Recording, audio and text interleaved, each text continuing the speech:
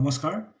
আজিৰ ভিডিঅ'টোত আমি আলোচনা কৰিম কিয় একচুৱেলি আমি FDত পইচা ৰাখিব নালাগে তাৰ ওপৰত আজিৰ ভিডিঅ'টো।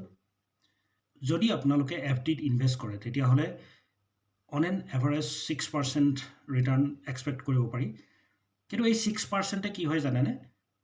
যোনটো ইনফ্লেশ্যন ৰেট হয় সেই ইনফ্লেশ্যন ৰেট বিট কৰিব নোৱাৰে। So' that is why we should not keep our money in FD। ভাৰতবৰ্ষৰ যিটো ইনফ্লেশ্যন ৰেট হয় সেইটো হ'ল অন এন এভাৰেজ 6%। ইনফ্লেশ্যন মানে কি জানেনে? এই যে যিটো বস্তুৰ দাম বাঢ়ি যায়, that is called actually inflation. ভাৰতবৰ্ষত ইনফ্লেশ্যন ৰেট হ'ল on an average 6%।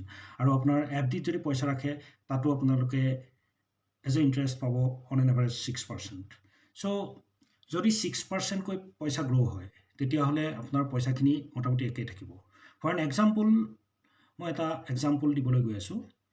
For an example আজিৰ তাৰিখত আপোনালোকে এখন বাইক কিনিব পাৰে 1.5 লাখ টকাত। এক্সাম্পলৰ কাৰণে কৈছোঁ, তাতকৈ বেছি দামী বাইকো আছে, কম দামী বাইকো আছে। কিন্তু যদি ভাবে আপোনালোকৰ ল'ৰাটোৰ কাৰণে বা ছোৱালীজনীৰ কাৰণে 12 বছৰ পিছত এখন বাইক কিনি দিব আৰু তাৰ বাবে আজি 1.5 লাখ টকা আপোনালোকে FDত ৰাখি থ'ব, ৰাইট? আফটাৰ 12 years 12 বছৰৰ পিছত কি হ'ব? আপোনাৰ পইচাখিনি 6%কৈ যদি গ্ৰ' হয় তেতিয়াহ'লে মোটামুটি ডাবল হৈ যাব, 3 লাখ টকা হৈ যাব।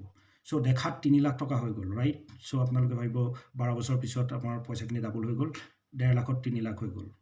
That is absolutely correct. But the question is that ভাৰতবৰ্ষৰ যিটো ইনফ্লেশ্যন ৰেট সেইটো হ'ল 6%। যদি আমি ইনফ্লেশ্যন কাউণ্ট কৰোঁ তেতিয়াহ'লে দেখা যাব যে কি আপোনালোকৰ একচুৱেলি পইচাখিনি একেই থাকিব। কিয়? পইচাখিনি ডাবল হৈ গ'ল, 1.5 লাখ টকা 3 লাখ টকা হৈ গ'ল।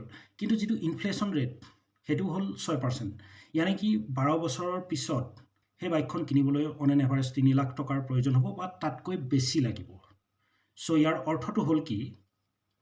আজিৰ তাৰিখত যিখন বাইক কিনিবলৈ 1.5 লাখ টকা লাগে সেই একেখন বাইক কিনিবলৈ হ'লে 12 বছৰ পিছত 3 লাখ টকাৰ প্ৰয়োজন হ'ব, তাতকৈ বেছিও হ'ব পাৰে। ইয়াৰ অৰ্থটো কি? আপোনাৰ পইচাৰ যোনটো মানিৰ যোনটো পাৰ্চেজিং পাৱাৰ সেইটো কমি কমি গৈ থাকে।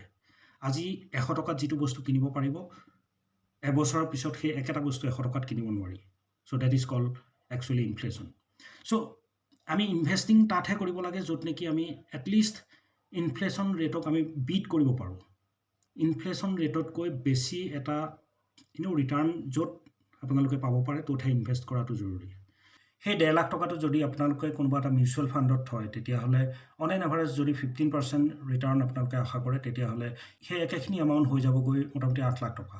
চ' সেইটো সময়ত যদি বাইকখনৰ দাম হৈ যায়গৈ 3 লাখ টকাৰ তেতিয়াহ'লে আপোনালোকে চাওক 5 লাখ টকাৰ আপোনালোকে বেনিফিটত থাকি যায়। So' that is why we should not invest in FD। Okay? যদি ভিডিঅ'টো ভাল লাগিলে এটা লাইক কৰিব। Thank U.